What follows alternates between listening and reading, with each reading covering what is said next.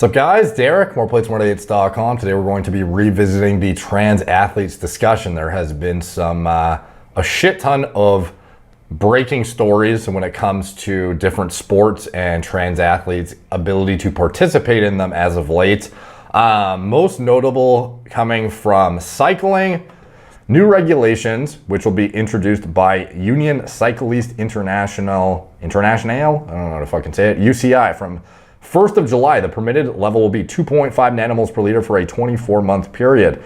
So this is getting more and more scrutinous as time goes on. There was, some sports have a 10 nanomole per liter cutoff. Some have 5, some have 2.5 now, and for longer spans of time. So it's getting closer and closer to what is representative of actual endogenous physiologic parameters of a cis female. So if you look at a conversion calculator, for example, we've seen in some events in Olympic sport as well as in different organizations for different sports and whatnot, 288 was an allowable level for some trans athletes, which was absolutely nonsensical. That's literally above like hypogonadal territory for a male, like an actual straight up, like I am a guy, no ifs, ands, or buts. I am identifying as male, born as male, have totally functioning gonads, etc. 250 plus, close to ballpark of 288 is like literally the reference range for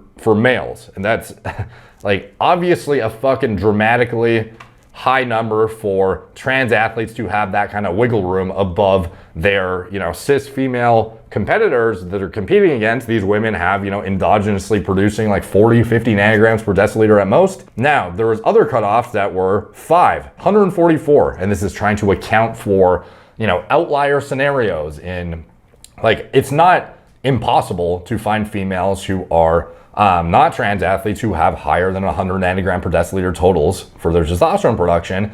But again, few and far between, and there are unique outlier scenarios that account for it. And sometimes it gets very convoluted when you hear of individuals that have, like polycystic ovarian syndrome, or in more extreme cases, individuals who have like internal testes that are like minorly functioning. And you have all of these kind of like gray area blurred line scenarios that make it a bit more problematic for defining like what is the actual acceptable amount. But again, like this is sort of breaking the point of what kind of allowances are going to be for genetic abnormalities that also allow performance enhancing advantages over their counterparts. Like obviously if you want to get down to real nitty gritty shit, you can argue that, like Michael Phelps, his structural differentiation from the norm of a swimmer, like some of the things he was just blessed with from a structural aspect as just a human, give him advantages over his competitors, like very significantly so. Usain Bolt, other top athletes, there are genetic outlier differentiating factors above and beyond just hormone production that allow them to beat their competition.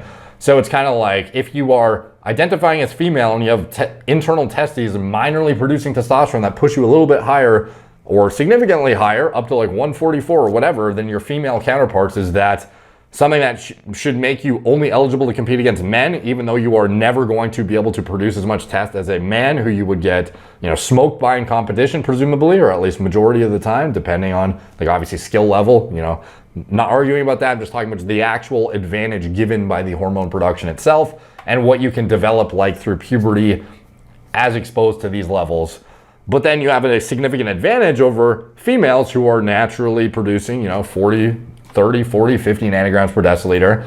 And it's kind of like, okay, well, what do you do if you're not an individual who identified as a male, went through puberty, and then transitioned to female? You're just a female who otherwise is kind of in this intersex, category essentially. Should you only compete against intersex individuals who also have this issue? And then is there even a competition for you? That is a bit more up in the air, I think. For individuals who literally were normally functioning, healthy males, identifying as male, had normal endogenous production, no ifs, ands, or buts about actual hormone production, the structural, foundational infrastructure to produce those hormones and whatnot. And then transitioning after puberty, once you've had all those morphological changes, structural changes, skill acquisition benefits as a result of having male level testosterone levels for the entirety essentially of your life, where you are practicing for sport and actually getting better at the movements and actually getting your, establishing motor patterns and whatnot. And very notable, circling back to my Leah Thomas video, enhanced lung capacity, greater height, limb length, larger hands, feet, superior leverages, especially in the pool, greater strength. Like, these are all things that aren't necessarily going to disappear after you go through puberty and are going to be retained advantages over other competitors that are just biological females that did not have the advantage of going through androgen exposure at a 10-fold level for multiple years. Do you accept the AFL's argument that you do have a size advantage over some of your opponents? I think the biggest issue is not necessarily that I'm too big or too strong now. It's more, okay, you're already big, you're already strong, whatever. But what if you were to get into that elite training environment and they were to build you up, put on an extra 15 kilos and you just push everyone aside?